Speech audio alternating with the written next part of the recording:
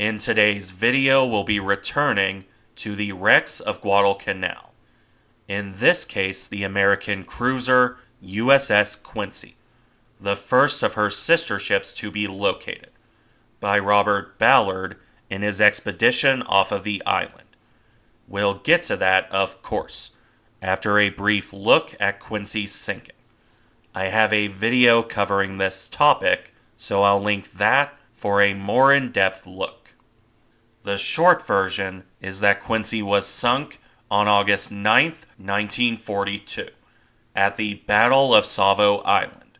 This was the first major naval battle of the Guadalcanal campaign, where the Japanese sent a force of 7 cruisers under Admiral Mikawa to the island, with the simple intention of sinking the landing forces, leaving the Marines ashore without supply or support.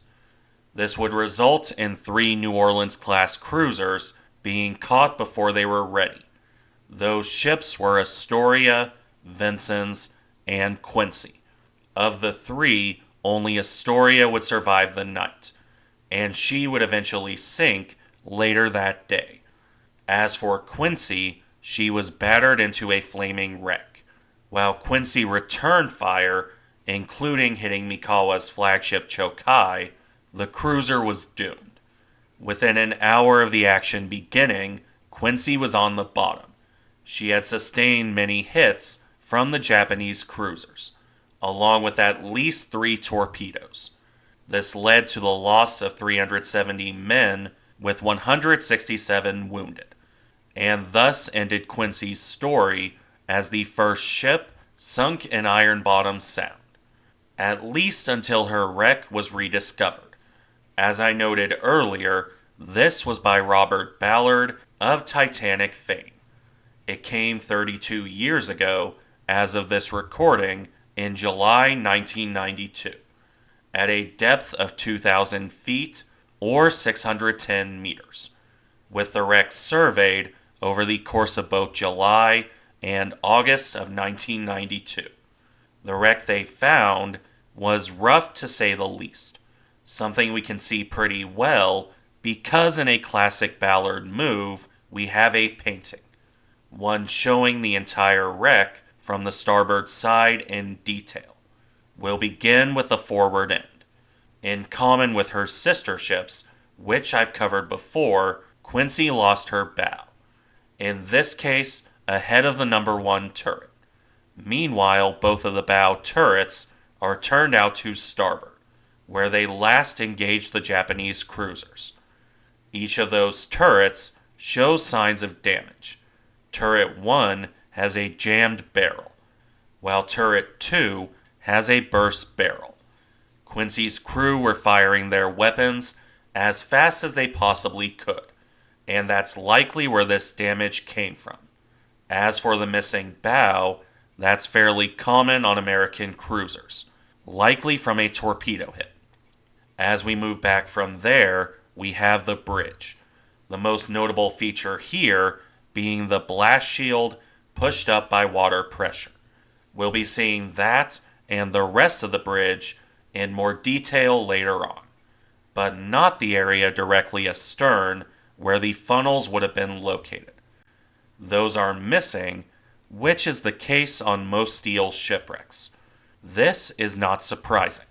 What is surprising is the general condition of the hull. While there are certainly shell holes, the hull in this area is pretty much intact. Even the secondary battery is still in place. Don't get used to the relative good shape, however. Moving further astern, there's very little left. Quincy's hangar is completely obliterated, with only scattered debris left behind.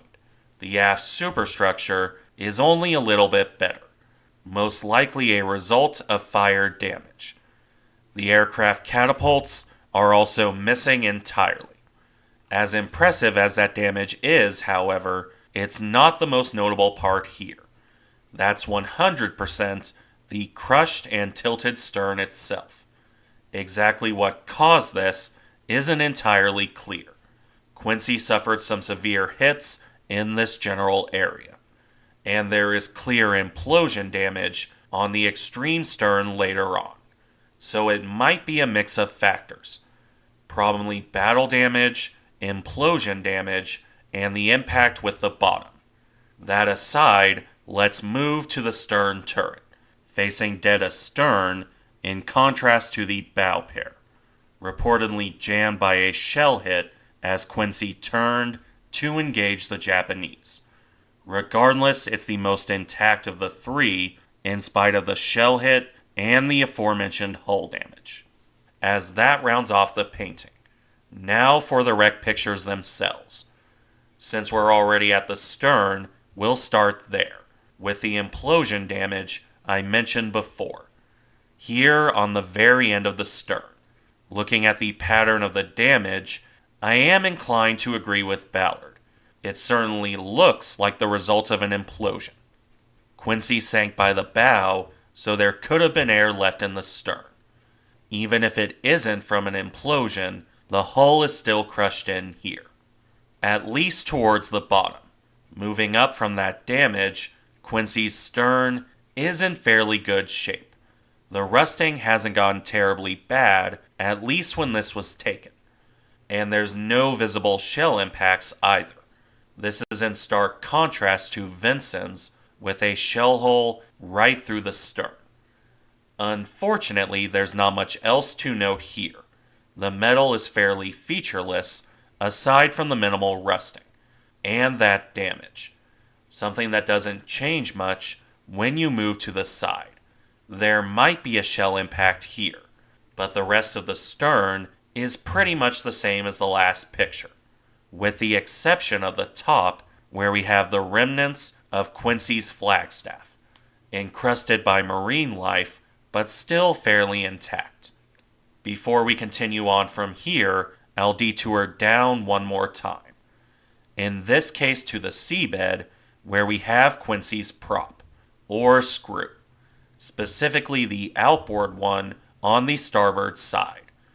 And as is common on American shipwrecks, this is remarkably intact, and clear of marine life for that matter. The hull above it is the same, but there's not much else to note. So it's time to return to the upper parts of USS Quincy's wreck. In this case, a blurry image of the number 3 turret. While the turret itself is mostly out of view, the barbette isn't. This is clearly visible thanks entirely to the crumpled deck. That would normally be hidden from sight. That is not the case here. You can also see that deck towards the bottom of the image, falling in towards the turret where it collapsed. Although we don't get a good look at that area outside of the earlier painting.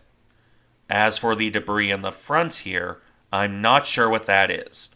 Feel free to toss that in the comments if you have an idea. For now, let's move on. We have 2 pictures of Quincy's side here. Where exactly, I'm not entirely sure. And the images aren't the greatest quality either. Still, I find them interesting. Here we have some of the superstructure, mostly in shadow. And beneath it, the side of the ship, with an opening of some form here. The next image, meanwhile, looks at a different part of the ship, where we have more of the superstructure, complete with an open doorway. This part of the ship seems to be in good shape. However, it might be that the damage is just out of frame. That won't be the case as we move on to the bridge. First, we have this image where some fire control equipment has fallen down, apparently intended for the anti-aircraft battery. And then there's the bridge itself, seen here. This area is mostly intact, at least the overall structure. There is very clear damage, however, from both rusting and Japanese shell fire. We can see that shell fire better in this next look here. I put arrows to each of the notable impacts. Quincy's bridge was hit hard during the sinking, which led to the loss of her captain and most of the bridge crew. Those holes are likely a result of that shell fire.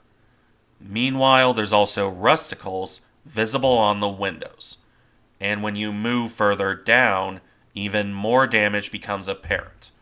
This could be more battle damage, but it could also be the relatively thin steel rusting out over the years. There is also what looks like piping in this general area. But I'd say the worst damage to the bridge is a bit further back.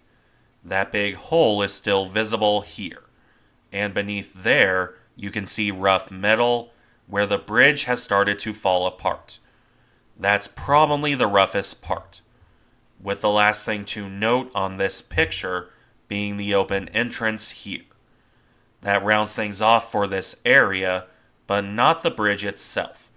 There's still some pictures left here, starting with the first look at a quad 1.1 inch mount. The infamous Chicago piano, in this case fixed to Quincy's chart house. Well, barely fixed anyway. It's fallen down and hanging on for dear life. I honestly wouldn't be surprised if this has fallen off by now, but without a more recent picture, I can't say that for sure. That said, the mount itself is in good shape.